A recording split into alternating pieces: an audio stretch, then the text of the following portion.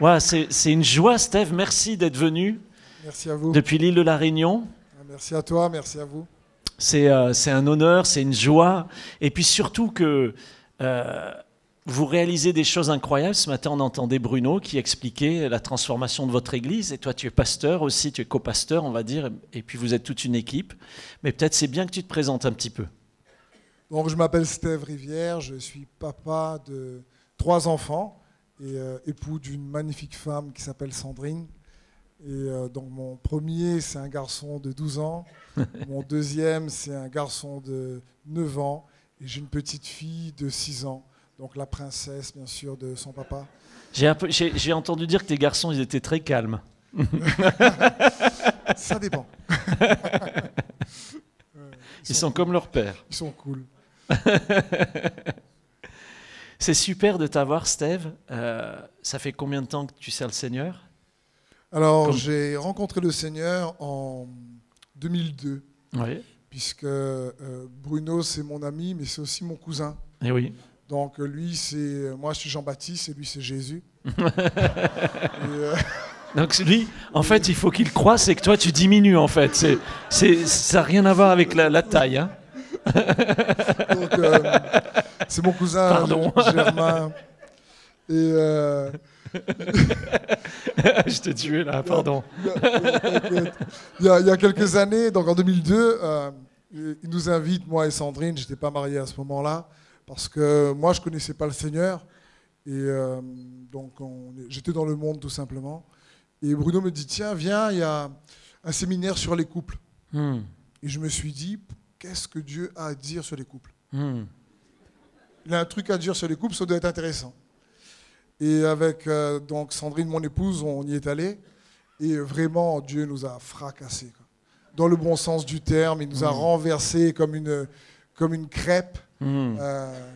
Du coup, j'ai commencé à suivre le Seigneur à ce moment-là, l'église Hosanna à l'époque.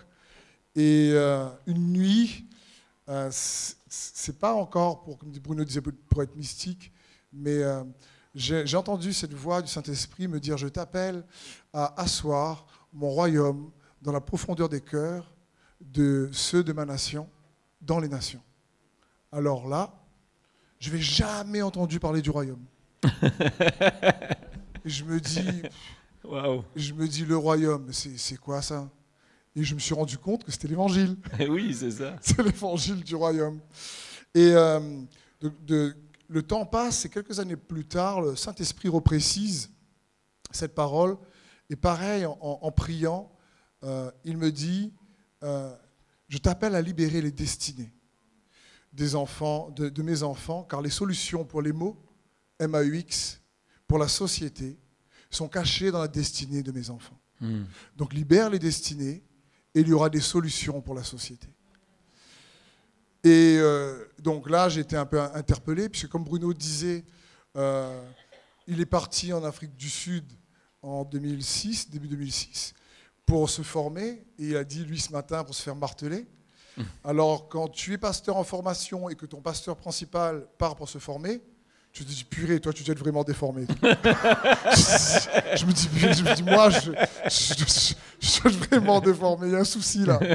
Jean-Baptiste, il était spécial. Ah, purée. Et à ce moment-là, ce qui s'est passé, donc Bruno est parti pour 5 ans. On est devenus avec mon épouse les pasteurs principaux de l'église Hosanna à ce moment-là.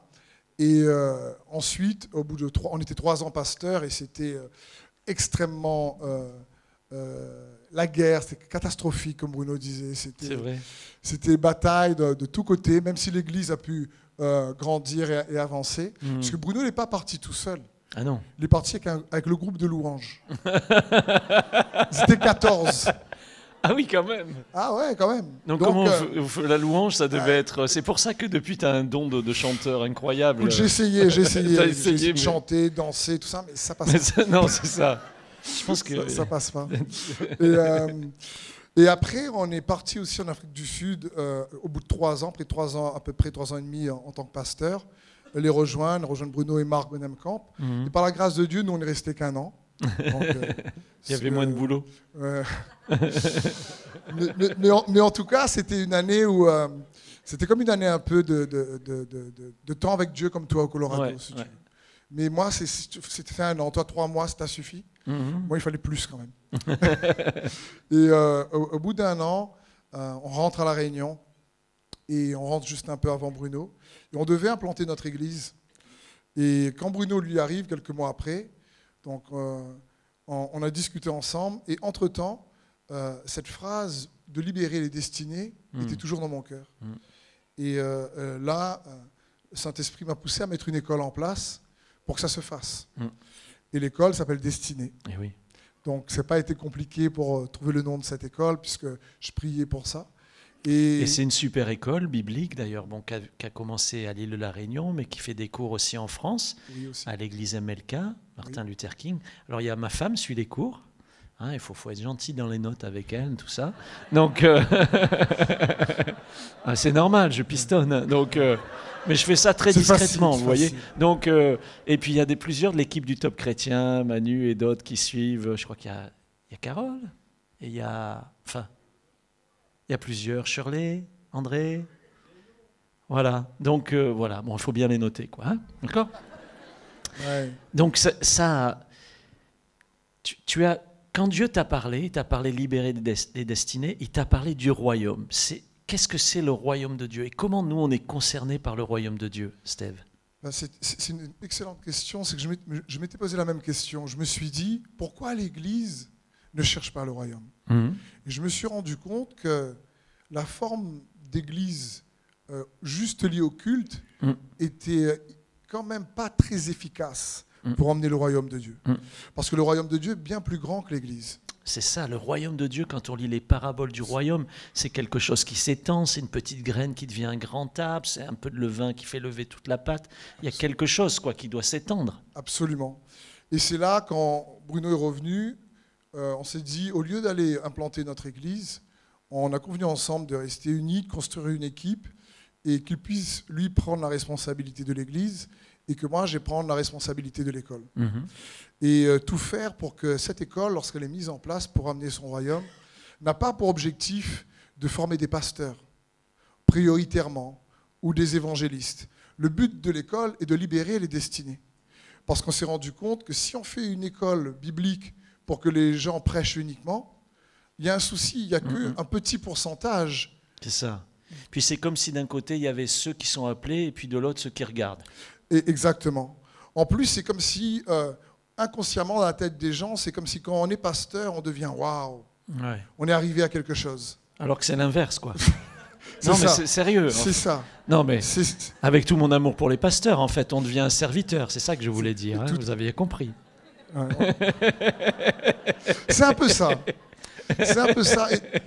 Et on s'est dit donc, non, on ne peut pas. Il y a 95% des étudiants qui doivent être libérés dans leur destinée pour impacter la société. Il y a un thème dans l'école qui s'appelle « La société compte sur toi ». Et le but est que cette société soit exprimée, que cette destinée soit exprimée par des projets. Et donc là, les étudiants, la moitié de leurs notes, c'est s'ils font un projet. Absolument. Ça m'a marqué, moi, quand j'ai entendu parler de destinée la première fois, parce que je me suis dit, wow, c'est incroyable que la moitié de la note, d'habitude, c'est très théorique, mais vous, c'est très pratique. Absolument. On a choisi, il y a de super écoles de théologie, et on a choisi, nous, le côté beaucoup plus pragmatique. Et c'était de tout faire pour que les projets soient réalisés pendant l'école, comme tu parlais tout à l'heure, vous parlez de ça, et que ces projets-là puissent être une expression réellement des dons, des talents. Et parce qu'on le dit, j'ai entendu à plusieurs reprises aujourd'hui, on aime dire la foi, c'est pas uniquement croire en Dieu, mais la foi, c'est aussi croire que Dieu croit en toi. Ça, c'est important parce qu'il a versé son sang pour chacun d'entre nous. Oui. Il nous a donné son Saint-Esprit parce que nous sommes quelqu'un, nous ne sommes pas rien. Et oui, nous sommes son temple. Exactement. Et du coup, avec l'école, ils doivent mettre un projet, mais pas au service de l'Église, au service de la société. Et ça c'est vraiment important. Parce que tout d'un coup, on ne se dit pas, ben, mon service, ça doit juste être de ranger les chaises de l'église. C'est très bien que des gens rangent les chaises et fassent le ménage et la chorale et tout ce qu'on a entendu. Mais à un moment, il faut sortir, quoi. Et il faut être des lumières dans le monde. Exactement. Et il faut être le sel de la terre. Absolument. Absolument. Et c'est ce que Jésus dit. Parce qu'il n'a jamais dit que c'est le gouvernement la lumière. Il n'a jamais dit que c'est le gouvernement le sel. Gloire à Dieu pour le gouvernement, gloire à Dieu pour nos autorités. Mais l'Église, c'est-à-dire la famille de Christ, l'Église avec un grand E, a un rôle à jouer. Et elle ne doit plus exister pour elle-même. Elle existe pour la société. Pour faire exister les autres. Tout à fait. Et en discutant, donc c'est une école qui n'est pas traditionnelle dans sa façon de faire. Et on a des amis dans l'équipe, justement, qui sont des pasteurs qui sont tombés dans la marmite quand ils étaient petits. Et je discutais avec eux. Et lorsque j'écoutais parfois comment l'Église pouvait oublier l'extérieur, alors je leur ai dit, écoutez, moi, je n'ai pas connu tout ce que toi, tu as pu connaître, Eric, dans l'Église d'avant. Je n'ai pas connu tout ça. Et je leur dis, écoutez, quand je vous écoute, j'ai l'impression d'avoir été préservé dans le monde. Alléluia. Dis-nous en plus. Ça peut paraître un peu... C'est vrai. Ça peut paraître un peu provocateur, c'est pas le but. Non. C'est parce qu'ils étaient quand même tellement formatés que je leur disais, mais les amis, je vous aime, mais l'Église n'est pas là pour elle. Et oui. On ne peut pas juste faire de bonnes célébrations. On ne gagnera pas notre nation qu'avec les célébrations du dimanche. Et oui. C'est pas possible. Et donc, qu'est-ce qui s'est mis en place, Steve? Donne-nous juste un ou deux exemples. Alors, ce qui s'est mis en place depuis l'école, c'est qu'il y a eu des projets vraiment extraordinaires. On est devenu, avec Bruno, spectateurs des exploits des enfants de Dieu. Amen. C'est-à-dire, beaucoup font des choses qu'on ne pourrait pas faire nous-mêmes. Absolument. De là, il y a eu des associations, des entreprises, il y a eu beaucoup de choses qui se sont mises en place. Et qui plus sont que 100 au niveau des projets, plus que 100, mais au niveau des projets, des, je parle, des projets qui sont ensuite une association, une entreprise, non, il y en a à peu près une trentaine. D'accord. C'est déjà incroyable, plus que 100 projets et 30 organisations. Ah oui, c'est vraiment très... Wow. On est spectateur, on reçoit donc des SMS et des emails souvent, on est en train de faire ceci, on est en train de faire cela, et beaucoup vivent de cela. Des exemples? Alors on a une association qui s'appelle Famille Espoir, donc c'est un magnifique couple qui était pasteur avec Bruno et moi-même il y a quelques années, et Cédric et Brunella. Et Cédric, il s'occupait des groupes de maison. Mais on avait vraiment l'impression que pour lui, c'était des groupes de prison. Des cellules. Des cellules. Des cellules de maison. Voilà. Et à ce moment-là, Cédric, en faisant l'école, avec son épouse Brunella, ils ont mis en place un projet qui s'appelait à l'époque Cœur de maman. Parce qu'ils ont 2 enfants spéciaux, c'est-à-dire 2 enfants avec un handicap. Déjà, un enfant avec un handicap, c'est dur pour les parents. Très dur. Mais 2, c'est extrêmement compliqué. Et donc Cédric était pasteur et il aurait pu se poser, comme il l'a fait, pourquoi Seigneur? Je te sers, je donne ma vie. Mais au lieu de s'apitoyer sur leur sort, ils se sont dit, tiens, on va aider les parents qui ont des enfants comme nous. Comment on peut transformer cette faiblesse qu'on a, cet handicap, en service et en force. Pour faire avancer son règne. Et en témoignage. En témoignage et en encouragement. Parce qu'ils se sont rendus compte que pas grand-chose est fait pour les parents. Beaucoup de choses en France, gloire à Dieu pour la société française, sont faites pour les enfants qui ont un handicap, beaucoup de structures et c'est super. Mais les parents, on ne prend pas soin d'eux. Ils ont commencé à mettre des projets en place. Ils ont une superbe créativité. Ils ont mis une course qui s'appelle la course du haut. Et elle se fait à Toulouse, elle se fait en Suisse, elle se fait à La Réunion, où Invalide donc, pousse une personne invalide. Et c'est réellement un succès. Ils ont mis en place des missions sur Mayotte pour que les enfants qui sont hospitalisés à La Réunion ou même à Neckers, ici à Paris, puissent voir leurs parents via les vidéoconférences. Donc, il y a encore plein d'autres missions dans Famille Espoir. C'est ça. Et ça, c'est juste un exemple parmi 100, quoi. Juste un exemple. C'est super, vous ne trouvez pas? C'est magnifique, gloire à Dieu. Il y a un autre exemple, si tu permets, Eric. Oui. On a mis en place une plateforme qu'on appelle la plateforme de potentiel, parce qu'on a une association qui s'appelle Potentiel. Le but est aussi d'encourager avec des noms qui, c'est pas juste des noms qui passent partout, comme Extravagance, ça passe moins peut-être des fois dans les églises, mais ça passe très très bien dans la société. Et le Potentiel met en place plusieurs actions. Il y a les maraudes de nuit, il y a la distribution de repas, distribution de vêtements, et il y a aussi un projet qui est mis en place qui s'appelle Cuisine de l'espoir. Parce que ces cuisines sont mises en place avec des détenus, c'est des prisonniers. C'est ça, ouais. Super projet. L'équipe a mis en place une pédagogie des valeurs du royaume de Dieu en s'inspirant des cours de l'école destinée. On a photoshopé un peu le vocabulaire religieux pour pouvoir infiltrer, parce que le royaume de Dieu est comme du levain qui fait gonfler toute la pâte. Eh oui. Pour pouvoir infiltrer la société, mais avec les principes du royaume de Dieu. C'est ça. Et toutes les valeurs qu'on a commencé à partager pour Merci d'exister. Et ça, c'est vraiment Merci d'exister. Juste sur les cuisines de l'espoir, puis on ira sur Merci d'exister. Il n'y a pas un financement participatif en ce moment qui est c'est sur Eloasso que je l'ai vu, ou est-ce que je l'ai vu? Absolument, c'est sur Eloasso. Ouais, pour financer en fait ce projet-là. Donc je vous enverrai ça dans pas longtemps sur Un Miracle chaque jour, d'accord? Restez connectés. Merci de les soutenir en tout cas. Avec plaisir. Parle-nous un peu de Merci d'exister alors, parce que pendant des mois avec Bruno et d'autres et toi, on s'est vus, on a réfléchi, on a prié, on a rêvé ensemble. Ça veut dire quoi Merci d'exister? Qu'est-ce que tu vois pour Merci d'exister? Alors, quand je vois Merci d'exister, je suis extrêmement, Eric, heureux d'être là. Comme tu dis, on a travaillé pour ça. C'est comme une continuité, un aboutissement. Oui. Et c'est une phrase qui, pour moi, lorsque Bruno l'a partagée, nous montrer combien il est important de considérer les gens. Et ça parle de la considération. Tout le monde a besoin d'être considéré. Tout le monde a envie de se sentir considéré. Absolument.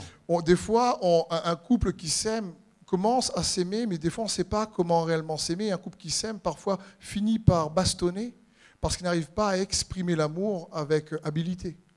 Et je pense que Merci d'exister est une mallette d'outils composée de valeurs qui s'appuie sur les valeurs du royaume de Dieu pour que notre prochain puisse se sentir considéré.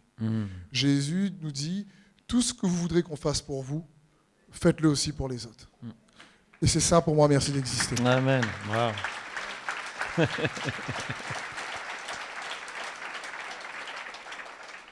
Un petit mot sur une valeur qui est la joie. On aime beaucoup... Steph, c'est un super cuistot, en fait. Non, c'est vrai. Faites-vous inviter par Steve. Je vous invite tous chez lui, d'ailleurs. Donc, c'est une valeur, la joie. C'est super de passer du temps avec toi parce que tu es un gars joyeux, quoi. Tu peux dire un petit mot sur la joie et pourquoi c'est une valeur importante pour toi? Parce que je crois que la joie, être vivant, Jésus a dit, je suis venu vous donner la vie et la vie en abondance. Amen. Et trop longtemps, le ministère, surtout en tant que pasteur, était comme Bruno disait ce matin, tu es tellement mort que tu perds ta joie, quoi. C'est comme si tu vas servir le Seigneur, purée, c'est fini, quoi. Ouais. Les gens disent, mais tu n'es jamais joyeux. Alors que je crois, comme dit les Écritures, que la joie est une force. Ouais. Et on peut servir Dieu en étant joyeux. Amen. Dans une équipe qui a de la joie. Quand on est là pour donner de l'encouragement, comme Stéphanie partageait tout à l'heure, cet encouragement produit une force parce qu'elle réjouit notre cœur.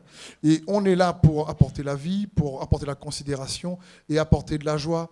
Il y a un projet, je vois cette belle pancarte VIP, là devant. Vous êtes tous nos VIP aujourd'hui, en fait. C'est ça. Vous êtes tous nos VIP.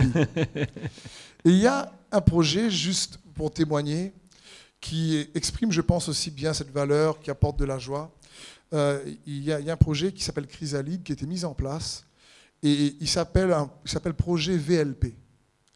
Et non pas projet VIP, mais VLP.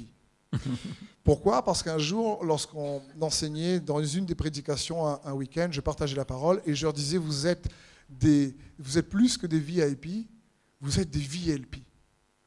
Et tout le monde me regarde et me dit, mais VLP, qu'est-ce qu'il est en train de raconter? Vous êtes trop fort pour inventer des trucs. Hein. Et je leur disais, vous n'êtes pas juste de very important person, vous êtes de very loved person. Oh. Et l'équipe a repris ce projet ce VLP-là, ils ont mis un projet en place et ils sont partis chercher des femmes vraiment seules, dans la misère. Ils ont monté un projet où ils sont partis les chercher en Mercedes. Ils ont loué une salle d'hôtel. Wow. Ils ont décoré un top niveau. Ils ont pris des coiffeuses, la manicure, la pédicure, toutes les cures qu'ils pouvaient y avoir. Et du coup, ce qui m'a marqué, c'est que les gens qui arrivaient pleuraient de joie. Wow. Et ils disaient, pour certaines, et c'est dur à entendre, en même temps c'est super, mais en même temps c'est dur, certaines se disaient, personne ne m'a jamais considéré comme ça. Et la joie qui leur était apportée leur faisait pleurer. Wow, super, bravo. Un grand merci à Steve.